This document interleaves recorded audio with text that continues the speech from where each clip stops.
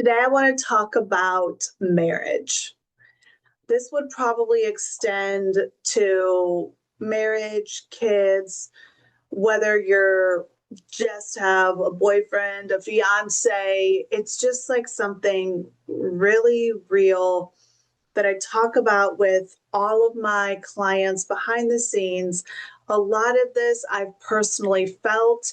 I'm not saying that all of this is necessarily facts, but this is all stuff that high achieving, successful women actually feel at some point in time as they're either starting, building, or scaling their business.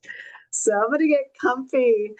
I wanted these videos to feel like you're just in the living room, that you're in my living room, the candles are going, you've got a warm, fuzzy drink in your hand, a blanket on your lap, and you're watching like the best trash TV ever, and it's so relaxing. So I'm just going to kind of riff and jam out like I would be talking to a girlfriend. And the very first thing I want to talk about and lean into is guilt. There is this invisible, constant feeling that women will not say out loud necessarily, because then it means, like, what if it would be true that they never feel like enough?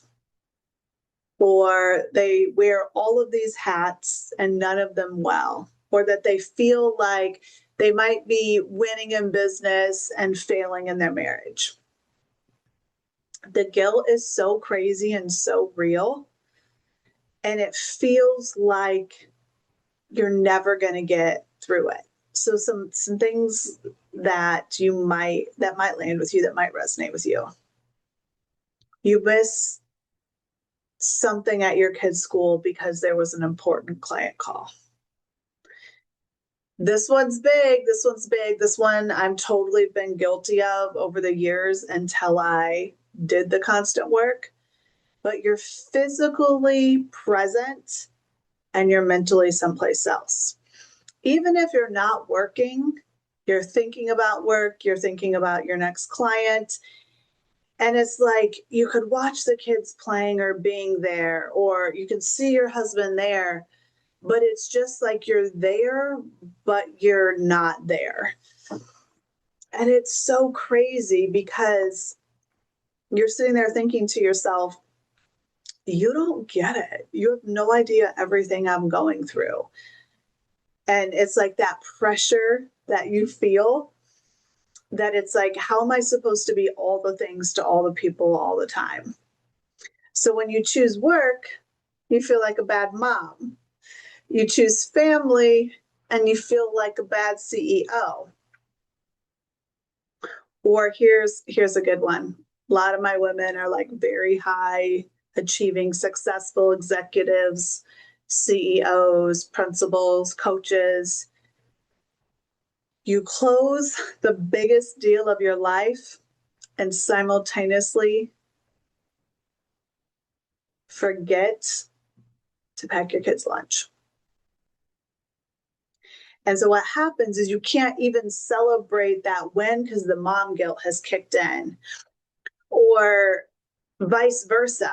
And it is so real and so raw. And I'm not sure, unless you've been in those shoes, that you can even understand it. And as women, we kind of think we're like, or we should be superhuman. And so we think we need to be perfect in everything. But as a high achieving woman, I always say 80% is winning. You're winning if you're 80%, because most likely you're outperforming, outthinking, outdriving everybody else around you, but it's never going to be enough for you because you keep changing the ceiling. So I say, like, a lot of times guilt, invisibility, and resentment are the three core things that I see showing up with marriages. Throw some kiddos in the mix, and then it's like game on. It's straight up survival. The next thing is you kind of feel like you disappear in your own life. You feel like you're like churning, going, doing, like for everybody all the time. And it's like, when was the last time that somebody asked you how you are? This is so important. This is why coaching is so important, because every top leader needs a soft place to land. That person that is like, you got this, you're killing it, you're doing it. Because what happens as a woman, not only are you building your company, you're the family calendar, you're the family bank account, you're the family therapist, you're the family chef, maybe you're even the housekeeper if you haven't hired that out. So what happens is like you're doing all of these things, you're creating mad success, but you become the last thing of your own to-do list. And that's why burnout kicks in, because it's like you forget, you're like churning and doing, living on that 2 o'clock Starbucks, and then you like crash. You know, your client, your husband's asking you what's for dinner, your client needs a revision, your kid needs a permission slip, and nobody is asking what you need. Not even once, except a good coach. That's why I think coaching is so powerful. Oh, at least I don't know where I'd be half the time if I wouldn't have had somebody holding space for me over the years, because it gets tiring at times being your like own cheerleader all the time. And then the last one I want to talk about just for today, just for this like kickoff, guns out, unfiltered shit that we're doing here, is resentment. This is a big one. There's a lot of people in business because this is a big one, because you start to resent your partner, especially if you're the breadwinner. Not necessarily if this is all facts, either way. But what happens is you're like, well, I'm doing everything. I'm doing the kids. I'm doing that. You're sleeping through the night. And then he's asking, why are you so stressed? And you're like thinking, you're not stressed because I'm keeping all the shit together. So you've built the house, you've built the business, you're managing the kids, and it feels like nobody gets it. So you're sitting there lying in bed at night, wondering if this is good as it gets, running through tomorrow's to-do list, and then you got homeboy next to you snoring, and you love him, but you also want to freaking punch him in the face because it's super annoying. And so I think that's the real stuff that like women don't like to say, because then they're like, well, what does that mean? Or it doesn't mean anything. It means like you're real, you're human, you're having human thoughts, and that's it. That's all it means. But it's hard if you don't talk about it, you don't do the work to release the resentment, you get into the crazy cycle in your marriage. You start to pull back if you feel like you're go, go, go. There's no flow, flow, flow. Nobody's doing anything for you.